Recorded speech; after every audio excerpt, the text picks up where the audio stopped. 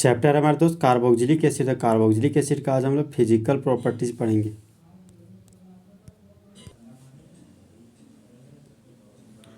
Carboxylic acid का भौतिक गुण वह प्रॉपर्टी जिसको आंखों से देख के बताया जा सकता है सॉलिड है, लिक्विड है कि गैस है, उसको क्या बोलते हैं? Physical properties.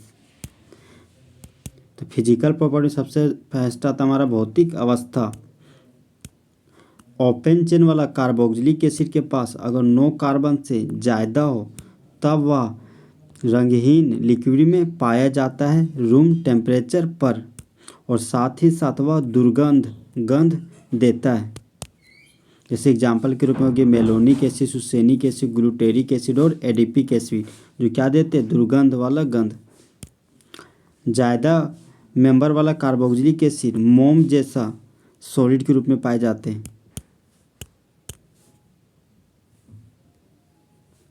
Boiling point temperature scale का वह पॉइंट जब लिक्विड गैस में कन्वर्ट हो जाता है हीट एनर्जी देने पर, तो उसको क्या बोलते हैं? Boiling point.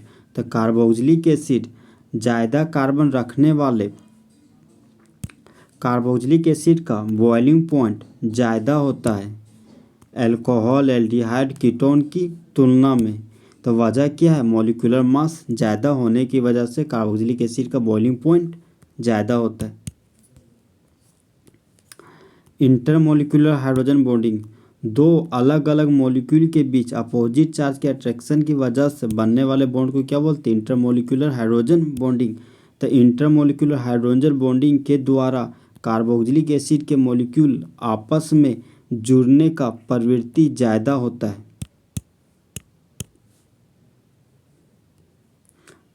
Are C double bond O H, R C double bond O H, ये भी कार्बोक्सिलिक एसिड है, ये भी कार्बोक्सिलिक एसिड है। तो एक मॉलिक्यूल दो मॉलिक्यूल है तो इंटरमोलिक्यूलर लिख दिए। मेटल है हाइड्रोजन तो मुंडी पर positive charge, oxygen non metal तो मुंडी पर नेगेटिव चार्ज डेवलप हुआ। कार्बन का इलेक्ट्रोनेगेटिव वैल्यू 2.5 है, ऑक्सीजन का इलेक्ट्रोनेगेटिव वैल्यू 3.5 है। तो ऑक्सीजन के इलेक्ट्रोनेगेटिव वैल्यू ज़्यादा है कार्बन से, तो ऑक्सीजन के मुंडी पर नेगेटिव चार्ज डेवलप हुआ, कार्बन के मुंडी पर पॉजिटिव चार्ज डेवलप हुआ। हाइड्रोजन मेटल है तो मुंडी पर पॉजिटिव चार्ज डेवलप हुआ, ऑक्सीजन नॉन मेटल तो मुंडी पर नेगेटिव चार्ज डेवलप हुआ। ऑक्सीजन का इलेक्ट्रोनेगेटिव वैल्यू ज़्यादा है कार्बन से, तो ऑक्सीजन के मुंडी पर नेगेटिव चार्ज डेवलप हुआ, कार्बन के मुंडी पर पॉजिटिव चार्ज। तो टू अपोजिट चार्ज के अट्रैक्शन की वजह से बनने वाला बॉन्ड को क्या बोलते हैं? Hydrogen bond. Two opposite charge के अट्रैक्शन की वजह से बनने वाले बॉन्ड को क्या बोलते हैं? Hydrogen bond. और दो अलग अलग मॉलिक्यूल के बीच बॉन्ड बन रहा है तो उसको बोलते हैं इंटरमॉलिक्यूलर हाइड्रोजन बॉन्डिंग। आज हम लोग दोस्त घुलनशीलता पढ़ेंगे। अगर सॉल्यूट पोलर है तो सॉल्वेंट भी हमारा क्या होना चाहिए? पोलर। अगर सॉल्यूट नॉन पोलर है तो सॉल्वेंट भी नॉन पोलर होना चाहिए, तो उसको उस सब को क्या बोलते हैं? सॉल्युबिलिटी। तो वाटर के साथ हाइड्रोजन बॉन्ड बनने की वजह से पानी में आसानी से घुल जाते हैं ओपन चेन रखने वाले कार्बोक्सिलिक एसिड। तो R C double bond O H, ये हो गया हमारा कार्बोक्सिलिक एसिड, और ये हो गया एच ओ एच, ये हो गया हमारा वाटर मॉलिक्यूल। तो हाइड्रोजन मेटल है तो मुंडी पर पॉजिटिव चार्ज डेवलप हुआ, ऑक्सीजन नॉन मेटल तो मुंडी पर नेगेटिव चार्ज डेवलप हुआ। ऑक्सीजन नॉन मेटल तो मुंडी पर नेगेटिव चार्ज डेवलप हुआ, हाइड्रोजन मेटल है तो मुंडी पर पॉजिटिव चार्ज डेवलप हुआ, ये भी हाइड्रोजन मेटल है तो मुंडी पर पॉजिटिव चार्ज डेवलप हुआ। तो टू अपोजिट चार्ज के अट्रैक्शन की वजह से बनने वाला बॉन्ड को क्या बोलते हैं? Hydrogen bond. Hydrogen bond weak bond है इसलिए इसको डॉटेड लाइन से दिखाते हैं। मॉलिक्यूलर मास बढ़ने की वजह से पानी में घुलनशीलता घट जाता है। कार्बोक्सिलिक एसिड का अम्लीय प्रवृत्ति। कार्बोक्सिलिक एसिड को पानी में डालने पर वह टूट जाता है और देता है H+ मतलब प्रोटॉन आयन, और साथ ही साथ देता है कार्बोजाइलेट आयन मतलब R C double bond O minus. तो यहाँ पर रेजोनेंस का कंडीशन शो कर दोस्त, पाई बॉन्ड सिग्मा बॉन्ड और negative charge, pi bond sigma bond और नेगेटिव चार्ज। तो इसे क्या बोलते हैं? ये हमारा जो कार्बोजाइलेट आयन वो क्या है? Resonance stabilize. तो रेजोनेंस स्टेबलाइज होने की वजह से इसका स्टेबिलिटी क्या है? ज़्यादा। R C double bond O H, तो ऑक्सीजन ग्रुप 16 का एलिमेंट है, तो इसके पास हमेशा क्या होता है? दो ठो लोन पेयर। तो यहाँ ऑक्सीजन के पास 2 ठो लोन पेयर, 2 ठो लोन पेयर दिखा दिए। यहाँ पे ऑक्सीजन के पास 2 लोन पेयर, 2 लोन पेयर लिखा दिए। जब कार्बोक्सिलिक एसिड को पानी में डाल देते हैं तो टूट जाता है H+ और RC डबल बॉन्ड O- में। देखिए ना, हाइड्रोजन मेटल तो मुंडी पर पॉजिटिव चार्ज डेवलप हुआ, ऑक्सीजन नॉन मेटल तो मुंडी पर नेगेटिव चार्ज डेवलप हुआ। तो ये देखिए पानी में डालने पर H+ में टूट गया और ये पानी में डालने पर कार्बोजाइलेट आयन के रूप में टूट गया। यहाँ पर रेजोनेंस का कंडीशन है पाई bond sigma bond negative charge, pi bond sigma bond और नेगेटिव चार्ज है। तो ये क्या है हमारा रेजोनेंस स्टेबलाइज, मतलब स्टेबिलिटी यहाँ का ज़्यादा है। कार्बोक्सिलिक एसिड के अम्लीय मजबूती को बढ़ाता है इलेक्ट्रॉन खींचने वाले ग्रुप।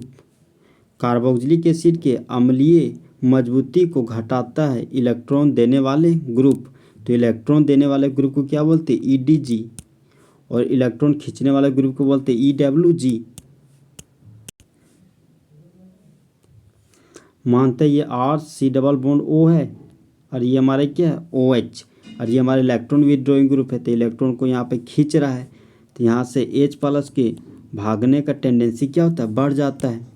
तो अम्लीय मजबूती बढ़ जाता है कार्बोक्सिलेट एनायन में, क्योंकि वहाँ पर इलेक्ट्रॉन विथड्रॉइंग ग्रुप होने की वजह से वहाँ का स्टेबिलिटी बढ़ जाता है। अम्लीय मजबूती घट जाता है कार्बोक्सिलेट एनायन में, क्योंकि वहाँ पर इलेक्ट्रॉन डोनेटिंग ग्रुप होने की वजह से वहाँ का स्टेबिलिटी घट जाता है। देखिए ना, ये मानते C डबल बॉन्ड O है और ये हमारा कार्बोक्सिलिक एसिड है। अब ये इलेक्ट्रॉन डोनेटिंग ग्रुप है, तो ये इलेक्ट्रॉन दे रहा है, तो यहाँ पर ऑक्सीजन को इलेक्ट्रॉन मिल रहा है, तो ऑक्सीजन हाइड्रोजन से इलेक्ट्रॉन को छीने नहीं रहा था। हाइड्रोजन को यहाँ से जाने का टेंडेंसी कम हो जाता है, इसीलिए अम्लीय क्षमता भी घट जाता है। अम्लीय क्षमता का बढ़ता हुआ क्रम, तो फिनाइल से ज़्यादा एसिडिटी किसका है? आयोडाइड का। और आयोडाइड से ज़्यादा एसिडिटी किसका है? ब्रोमीन का। और ब्रोमीन से ज़्यादा एसिडिक नेचर क्लोरीन का है। क्लोरीन से ज़्यादा एसिडिक नेचर फ्लोरीन का है। फ्लोरीन से ज़्यादा एसिडिक नेचर साइनाइड का। साइनाइड से ज़्यादा एसिडिक नेचर नाइट्रो ग्रुप का। नाइट्रो ग्रुप से ज़्यादा एसिडिक नेचर कार्बन ट्राइफ्लोराइड का है।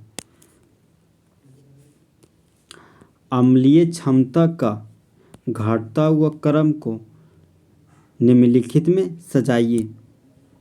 तो ये हो गया दोस्त हमारा 1 2, ये हो गया हमारा 2 फ्लोरो इथेनोइक एसिड, ये हो गया हमारा 2 साइनो इथेनोइक एसिड, ये हो गया हमारा 2 क्लोरो इथेनोइक एसिड, ये हो गया हमारा 2 नाइट्रो इथेनोइक एसिड।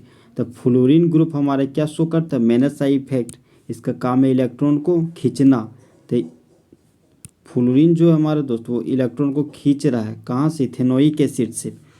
फिर ये जो हमारा साइनो ग्रुप है ये हमारा मेनस आई इफेक्ट शो करता है, इसका भी काम है इलेक्ट्रॉन को खींचना। ये भी इथेनोइक एसिड से क्या कर रहा है? इलेक्ट्रॉन को खींच रहा है। ये इथेनोइक एसिड है और ये हमारा क्लोरीन है, वह क्या है? मेनस आई इफेक्ट, इसका काम है कि इलेक्ट्रॉन को खींचना। ये इथेनोइक एसिड से नाइट्रो ग्रुप का भी काम है, मेनस आई इफेक्ट शो करता है नाइट्रो ग्रुप, तो ये भी इलेक्ट्रॉन को खींचता है। तो सबसे ज़्यादा इलेक्ट्रॉन को खींचने का टेंडेंसी, तो अम्लीय क्षमता का घटता हुआ क्रम सबसे ज़्यादा एसिडिक स्ट्रेंथ होगा हमारा 4 का, क्योंकि 4 का एसिडिक स्ट्रेंथ सबसे ज़्यादा है। उसके बाद होगा 2 का एसिडिक स्ट्रेंथ फिर सबसे ज़्यादा है। 2 का एसिडिक स्ट्रेंथ ज़्यादा है 1 से, और 1 का एसिडिक स्ट्रेंथ ज़्यादा है 3 से। ये देखिए दोस्तों, यहाँ पर हमारा ब्रोमीन क्या है? मेनस आई इफेक्ट शो करता है, तो ये क्या कर रहा है? इलेक्ट्रॉन को खींच रहा है। यहाँ भी ब्रोमीन है, लेकिन अब ब्रोमीन 1 से 2 पोजीशन पे आ गया, अब 2 पोजीशन से इलेक्ट्रॉन को खींच रहा है मेन चेन से। अब ये दोनों में दोस्त ब्रोमीन कार्बोक्सिलिक एसिड के बहुत ही नज़दीक है, तो ये इलेक्ट्रॉन को तुरंत खींचता है, तो यहाँ से H+ के छोड़ के जाने का टेंडेंसी ज़्यादा है 2 की तुलना में। तो अम्लीय जो क्षमता है घटता हुआ क्रम सबसे ज़्यादा किसका है? 1 का है 2 के कंपेयर में। अब हम लोग पास बच के 3 और 4। तो कार्बोक्सिलिक एसिड से जुड़ा हुआ कार्बन के पास यहाँ पर 2 ठो इलेक्ट्रॉन डोनेटिंग ग्रुप है, तो इलेक्ट्रॉन को देने वाले ग्रुप कौन? 2 ठो हैं, तो यहाँ से H+ को छोड़कर टेंडेंसी जाने का बहुत ही कम हो जाता है। और यहाँ पर डोनेटिंग ग्रुप 1 ठो होता है, इलेक्ट्रॉन को डोनेट कर रहा है, तो 3 के कंपेयर में 1 का H+ को छोड़ के जाने का टेंडेंसी क्या है? थोड़ा सा ज़्यादा है। क्योंकि यहाँ पे इलेक्ट्रॉन डोनेटिव ग्रुप ज़्यादा है तो एसिडिक स्ट्रेंथ क्या होगा, सबसे कम। तब 4 का एसिडिक स्ट्रेंथ ज़्यादा है 3 की तुलना में। ये हमारा दोस्त बेंजोइक एसिड, ये हमारा क्या है 4 नाइट्रो बेंजोइक एसिड। तो यहाँ पर देखिए जो नाइट्रो ग्रुप है वो मैंने साइड इफेक्ट शो कर रहा है, ये क्या कर रहा है, रिंग से इलेक्ट्रॉन को खींच रहा है। तो यहाँ रिंग से इलेक्ट्रॉन को खींचा तो यह बेंजीन का रिंग बोलता है कार्बन को कोई हमको खींच रहा भाई, तो यहाँ से H प्लस को छोड़ के जाने की टेंडेंसी बढ़ जाता है। यहाँ से 2 नाइट्रो ग्रुप है, दोनों को दोनों मैंने साइड इफेक्ट शो करने वाला है। दोनों नाइट्रो ग्रुप क्या कर रहा है, इलेक्ट्रॉन को खींच रहा है बेंजीन के रिंग से, तो यहाँ से H प्लस को छोड़ कर जाने का टेंडेंसी क्या होता है, बढ़ जाता है। फिर यहाँ देखिए ये हमारा मिथॉक्सी ग्रुप है, ये क्या कर रहा है, इलेक्ट्रॉन को डोनेट कर रहा है बेंजीन रिंग को, तो यहाँ से भी H प्लस को छोड़ के जाने का टेंडेंसी थोड़ा और कम हो जाता है। तो सबसे ज़्यादा इलेक्ट्रॉन को छोड़ के H प्लस को छोड़ के जाने का टेंडेंसी सबसे ज़्यादा किसके पास है, 3 के पास। 3 के बाद 2 के पास है, 3 के बाद क्या है 2 के पास, और 2 का एसिडिक स्ट्रेंथ ज़्यादा है 1 की तुलना में, और 1 का एसिडिक स्ट्रेंथ ज़्यादा है 4 की तुलना में।